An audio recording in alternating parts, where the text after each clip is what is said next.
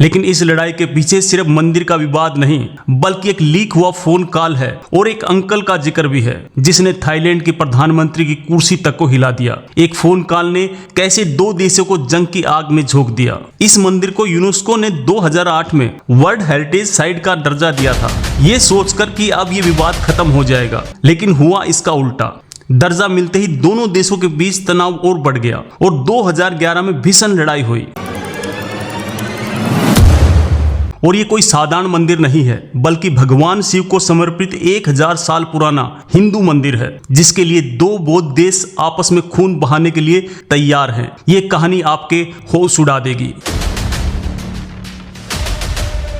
सोचिए, जिस थाईलैंड का नाम सुनते ही खूबसूरत बीच और शांति का ख्याल आता है, आज उसी सीमा पर टैंक और लड़ाकू विमान तैनात हैं। आखिर ऐसा क्या हुआ कि टूरिस्टों का स्वर्ग अचानक जंग का मैदान बन गया?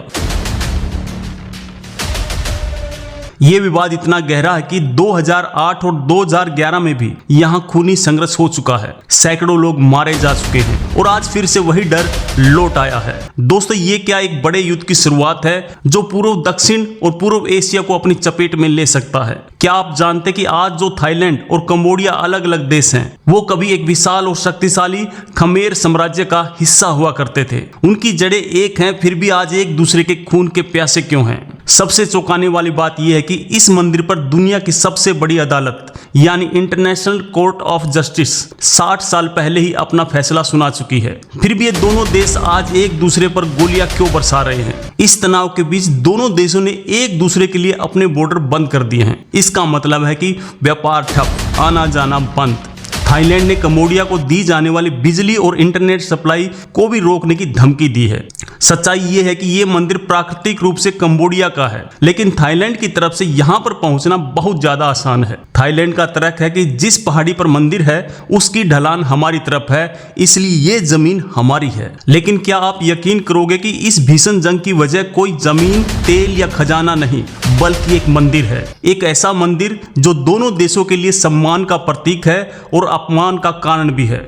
इस पूरे विवाद से एक बात साफ है, जब देश अपनी विरासत और इतिहास को लेकर संवेदनशील होते हैं तो किसी भी हद तक जा सकते हैं। ये हमें सिखाता है कि अपनी सांस्कृतिक धरोहर का सम्मान करना कितना ज्यादा जरूरी है। ये मामला कुछ भारत और पाकिस्तान के सियाचिन विवाद जैसा लगता है, जहां ऊंची पहाड़ियों पर जिसका कब्जा है उसे रणनीतिक रूप से बढ़त मिलती है। ठीक वैसे ही प्रह विहार मंदिर जिस पहाड़ी पर है वो एक सैन्य चौकी की तरह काम करता है। और इस पूरे संघर्ष की जड़ में एक सीक्रेट भी है। थाईलैंड के कुछ राष्ट्रवादी समूह मानते हैं कि पूरा कंबोडिया ही कभी थाईलैंड का हिस्सा था, इसलिए इस मंदिर पर उनका ही हक होना चाहिए। ये सोच भी इस आग में घी का काम कर रही है। तस्वीरें देखिए, सड़कों पर आम गाड़ियां चल रही हैं और उनकी बगल से सेना के रॉकेट दागे जा रहे हैं। लोगों को बंकरों में छिपना पड़ रहा है और F-16 लड़ाकू विमान बॉर्डर पर मंडरा रहे हैं। आखिर ये कैसा युद्ध है? इस बार की लड़ाई की शुरुआत एक रहस्यमयी लैंड माइन ब्लास्ट से हुई। थाईलैंड का कहना है कि कंबोडिया ने बारूदी सुरंग बिछाई, जबकि कंबोडिया का कहना है कि ये पुराने युद्ध के हथियार हैं जो अब फट रहे हैं। सच क्या है कोई नहीं जानता। और इस लड़ाई में तीसरा देश भी कूदने की तैयारी में है, वियतनाम। वियतनाम का डर है कि अगर ये जंग बढ़ी तो भारत, चीन और अमेरिका जैसी बड़ी ताकतें इस इलाके में आ जाएंगी और फिर यहाँ किसी की नहीं चलेगी। इस पूरी कहानी में एक तीसरा खिलाड़ी भी है, फ्रांस। आज से 100 साल पहले फ्रांस ने एक ऐसा नक्शा बनाया जिसने 1000 साल पुरानी साझी विरासत पर हमेशा के लिए विवाद की एक लकीर खींच दी। दोस्तों, दुनिया में एक और युद्ध का बिगुल बज चुका है, लेकिन ये जंग यूक्रेन या इजराइल की नहीं बल्कि उन दो देशों के बीच है जहां लोग छुट्टी मनाने जाते हैं। इस मंदिर का नाम है प्रह विहार। ये सिर्फ पत्थरों का ढांचा नहीं बल्कि खमेर साम्राज्य की आत्मा है। कंबोडिया कहता है कि ये उसका है क्योंकि इंटरनेशनल कोर्ट ने उसको दिया है। थाईलैंड कहता है कि मंदिर की पहाड़ियां उसकी जमीन पर है। तो दोस्तों, सच क्या है? ये मंदिर एक ऐसी पहाड़ी की चोटी पर बना है जो प्राकृतिक रूप से दोनों देशों को बांटती है। एक तरफ सीधी खाई और दूसरी तरफ समतल मैदान। और इसी भौगोलिक बनावट में छिपा है इस पूरे विवाद का सबसे बड़ा राज। एक तरफ आस्था का प्रतीक मंदिर है और दूसरी तरफ नफरत की गोलियां। एक ही संस्कृति और इतिहास से निकले दो देश आज एक दूसरे के दुश्मन बने हुए हैं। उम्मीद है कि यह तनाव जल्दी खत्म होगा और भगवान शिव का यह प्राचीन मंदिर शांति का प्रतीक बनेगा, न कि युद्ध का।